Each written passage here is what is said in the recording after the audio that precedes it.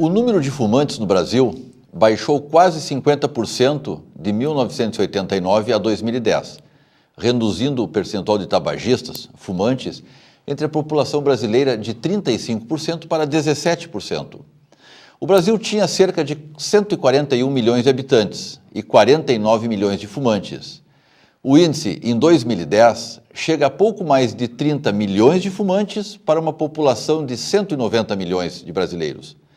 Pesquisa mais recente, de 2012, mostra que o Rio Grande do Sul é o campeão brasileiro no índice de tabagismo. Melhor eu corrigir. Campeão é o que tem o melhor índice, então o Rio Grande do Sul é o grande perdedor, pois tem o maior índice entre os estados brasileiros.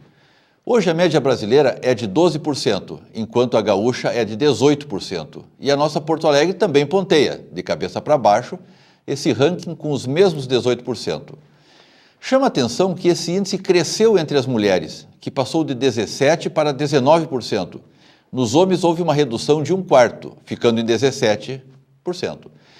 Segundo a Aliança de Controle do Tabagismo, as medidas tomadas pelo governo, como a proibição de propaganda de cigarro em meios de comunicação, campanhas de prevenção e o constante aumento na tarifação dos maços, são os motivos da queda significativa no número de fumantes ativos.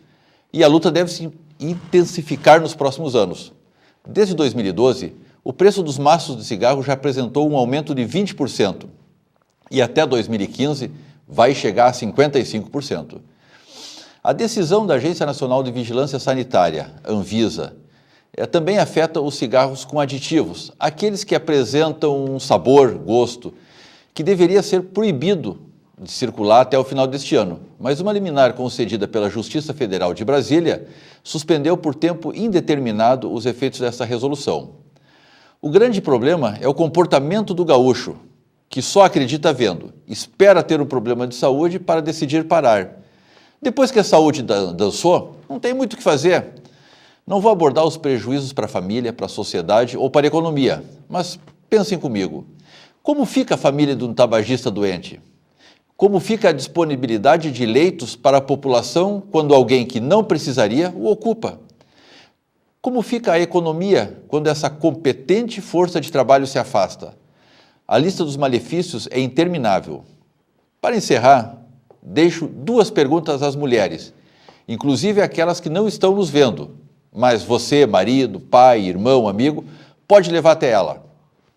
A primeira: se toda a população brasileira, principalmente os homens, estão diminuindo os seus níveis de tabagismo, o que a mulher deseja fumando cada vez mais? É tão ruim assim aproveitar a experiência de seus pais, maridos, irmãos, amigos do sexo masculino? E a segunda e última pergunta, provocativa: qual é a sensação em beijar um cinzeiro? Parar só depende da vontade, mas de uma vontade verdadeira. Até a próxima semana.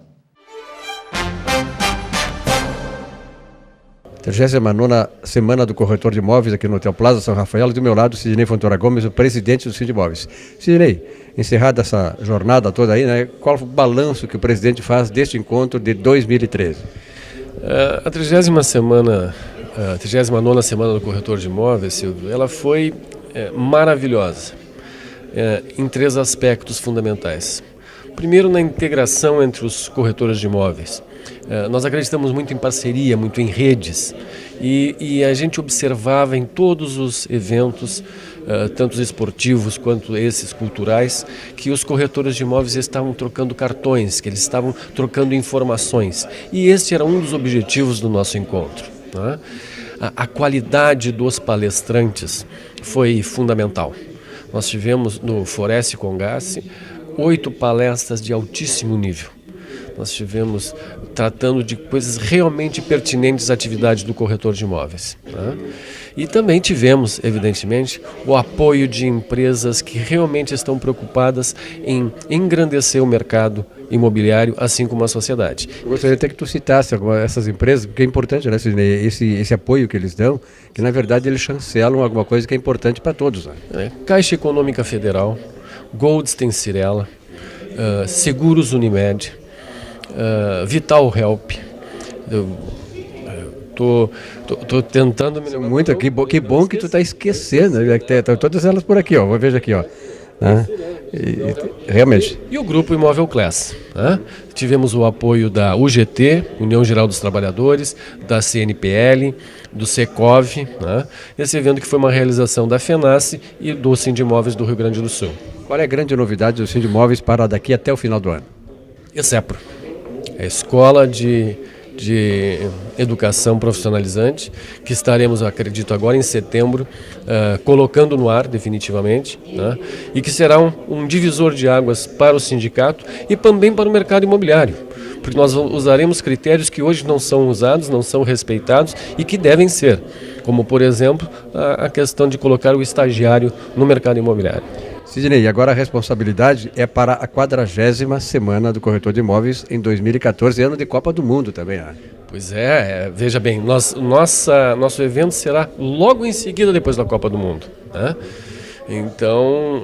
festejando o Brasil campeão, heptacampeão, né? Se Deus quiser, nós estaremos aí com a canarinho, com o uniforme da 40ª Semana do Corretor de Imóveis, mas acreditamos que vamos fazer novamente um grande evento e fica aqui o meu registro de agradecimento à nossa equipe de trabalho, que se desdobrou para fazer um evento maravilhoso que foi e certamente faremos ali na frente. Sim, um grande abraço, parabéns aí pelo Sindimóveis, pela organização, pelo conteúdo, né, que foi transmitido para os corretores de imóveis e sobretudo dizer que o corretor que ainda não é sindicalizado está perdendo tempo, está perdendo grande oportunidade de se qualificar, de contribuir com uma entidade que do ponto de vista político também tem trazido grandes benefícios para os corretores, né, e acho importante que esse Sindimóveis está fazendo hoje aquilo que se espera realmente de uma entidade de classe como ele é.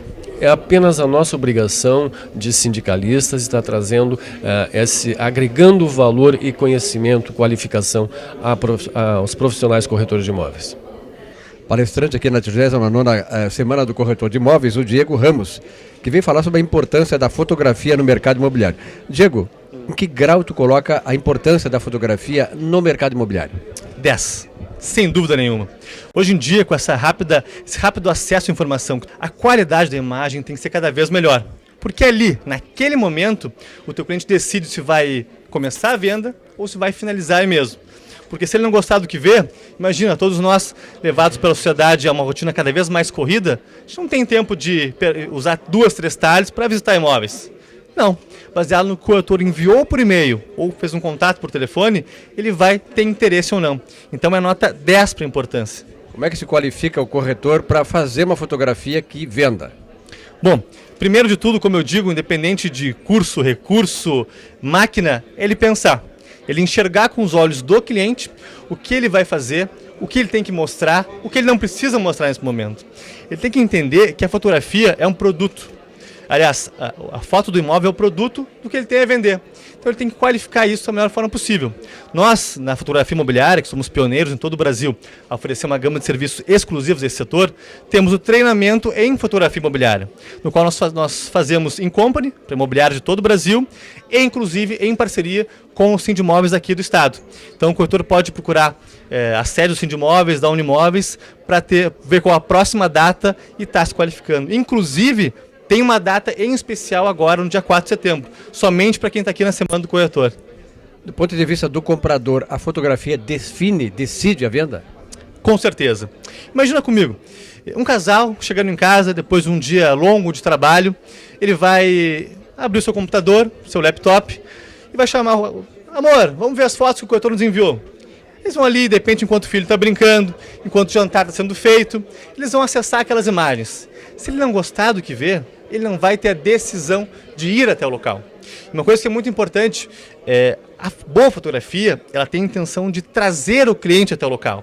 Eu não digo que com boas imagens o corretor vai vender direto pelo site. Não é isso. Mas com uma imagem atrativa, com um produto atrativo, aí sim ele vai poder pensar em visitar o imóvel, em ver melhor como é até lá, e aí sim se dá continuidade para possível venda ou locação. O mercado tá bom, ou seja, tu tá bem na foto? Modéstia à parte sim, modéstia à parte sim. Como nossa empresa é pioneira e única, claro que todo... Pode fazer o comercial aí. Posso fazer o comercial? Bacana. Então, como nossa empresa é pioneira e única, e trouxe para o Brasil essa tendência que já acontecia no mercado australiano, europeu, americano, canadense, a primeira vez que tu tem um contato com o gestor, com o diretor, ele pensa, opa, nunca ouviu falar sobre fotografia, imóveis, vender mais com boas fotos. A partir do momento que ele começa a ver o quanto isso muda as suas vendas e imagem agregada que a sua imobiliária vai ter, aí sim ele começa a procurar capacitação, o curso in company, que é sempre personalizado à realidade de cada imobiliária. Então, convido a todos a acessar o nosso site, que é o fotografiaimobiliaria.com.br. Lá tem informações de mercado, nós temos colunistas, mais sobre os nossos serviços e, enfim, contem sempre comigo e com a minha empresa. Vendedores de alta performance. Esse é o tema da palestra do André Silva aqui na 39ª Semana do Corretor de Imóveis. Quais as características dos vendedores de alta performance? São os vendedores que têm primeiro paixão pelo que fazem, são vendedores que gostam de desafios, trabalham automotivados e o foco deles principalmente é na necessidade dos clientes. Ou seja, ele não trabalha pensando exclusivamente no seu bolso ou nas suas metas, ele trabalha com o foco no cliente. É isso que faz ele ser diferente dos demais e aí sim o plus da concorrência acaba sendo sempre a favor dele. Esse é o diferencial do vendedor competitivo hoje, do vendedor de alta performance. Como é que você identifica um vendedor com essa característica? É difícil de identificar porque nem todos têm isso. É importante, o que se consegue pegar desses profissionais é a questão do dom, do talento, do comprometimento pessoal. Esse vendedor de alta performance ele não é comprometido com a empresa primeiro, ele é comprometido consigo, com a sua família. Portanto, ele tem metas claras, tem desafios claros, é um cara que prospecta muito, é um cara que trabalha com desafios constantes, então ele é uma pessoa que não precisa de estímulos externos para produzir. Ele mesmo tem a garra pessoal dele para poder vender e atingir suas metas. André, o pessoal que quer te contratar, fique bem à vontade, né? Que de repente quer ter essa visão, né? Alguma empresa, imobiliária, enfim, para os seus vendedores, para ter esse caminho, como é que faz? Tranquilo. Inclusive você pode levar essa palestra, ela pode ser construída personalizadamente para a sua empresa, de acordo com a necessidade da sua equipe, e ela é uma palestra de resultados, com dicas práticas de como a sua equipe pode aumentar as vendas. O telefone para você fazer a contratação é 51 3266 2715 ou no site www.palestranteandresilva.com.br e o meu e-mail é andré@palestranteandresilva.com.br. Bom, vamos ao comentário do Dr. Gustavo Bernardo, que nos fala aqui sobre a questão imobiliária, né? Esse rolo todo aí de entrega, não entrega de apartamentos, de casas, enfim, que está mobilizando o mercado imobiliário do Rio Grande do Sul. Bem, Silvio, hoje nós vamos conversar sobre ITCD, Imposto de Transmissão Causa-Mortes. Muitos têm sido os questionamentos a respeito de qual a alíquota que incide sobre esse tributo. Bem, primeiro o que é o tributo? O ITCD é um imposto que incide sobre a herança em processo de inventário, administrativo ou judicial. A herança, na verdade, é a soma dos ativos menos os passivos da pessoa falecida, daquele inventário que está sendo processado. Aqui no estado do Rio Grande do Sul, nós temos alguns questionamentos a respeito desse percentual, porque a legislação foi alterada e vem sendo alterada, inclusive com uma recente decisão. Nós tínhamos, até 1989, a incidência de uma regra legal, a lei número 7608, uma lei de 81, que incidia um percentual fixo sobre a herança. Esse percentual era de 4%. Depois disso, em 1989, nós tivemos uma lei, a lei 8821, que estabeleceu um percentual variável de 1 a 8%. Portanto, quanto maior o valor da herança, maior era o percentual de incidência deste imposto. Logo quando essa lei entrou em vigor, se iniciou uma série de questionamentos a respeito da constitucionalidade dessa lei. Lembro que esses questionamentos derivaram de um outro questionamento anterior, que era o questionamento do ITBI, que também sofria um acréscimo variável. Logo que o Judiciário começou a acolher essas demandas, através do nosso tribunal aqui do Estado do Rio Grande do Sul, se determinou então que não valia, que era incondicional aquela progressividade. E que, portanto, deveria incidir o percentual de 1%, que era o percentual menor da nova lei, sobre o valor da herança. Essa situação permaneceu, ela teve como origem e como fundamento dessa edição uma súmula 656 do STF, e assim permaneceu até recentemente. No entanto, agora, em fevereiro deste ano, o Supremo Tribunal Federal estabeleceu uma regra legal a respeito da constitucionalidade, decidindo que é então constitucional a progressividade da alíquota e modificando todas as decisões judiciais até então. Isso trouxe uma grande insegurança jurídica, porque, veja, todos aqueles processos de inventário que foram processados no curso das discussões judiciais anteriores e que, portanto, pagaram um percentual menor a título de ITCD, agora estão sujeitos a que o Estado venha cobrar esta diferença. Diferença entre o percentual que foi pago então, que foi 1%, a menor alíquota sobre a regra legal anterior, para o percentual que está vigindo agora, a partir da Lei 13.337, que é de 2009, que é 4%, retornando então.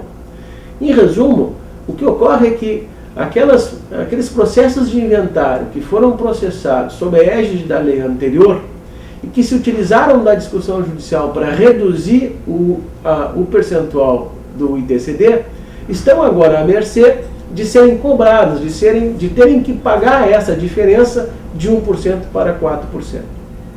Hoje, inclusive, o Estado do Rio Grande do Sul publicou um decreto 49955, que regulamentou a possibilidade, inclusive, de você acordar, parcelar, renegociar esta dívida, essa diferença de percentuais.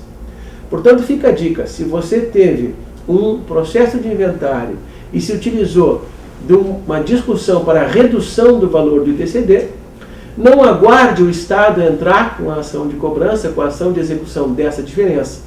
Já procure seu advogado de confiança e procure resolver essa questão através de uma regra legal que foi recentemente publicada, que autoriza o parcelamento do pagamento dessa diferença.